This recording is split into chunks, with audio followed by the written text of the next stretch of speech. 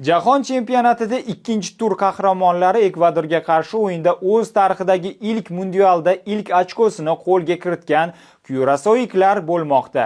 Jamoa futbolchilari va muxlislari bu natijani g'alabadek nishonlamoqda. Bunday muxlislardan biri Niderlandiya qiroli William Alexander bo'ldi. U o'yindan keyin rafiqasi qirolicha Maksima hamda qizi malika Aleksiya bilan birgalikda Kuraso jamoasining kiyim almashtirish xonasiga tashrif buyurib, ularni natija bilan tabrikladi. Ijtimoiy tarmoqlarda tarqalgan videolarda qirol va uning oila a'zolari, futbolchilar hamda murabbiylar shtabi a'zolari bilan birga Kurasoiklarning milliy qo'shiqlarini kuylab raqsga tushayotganini ko'rish mumkin.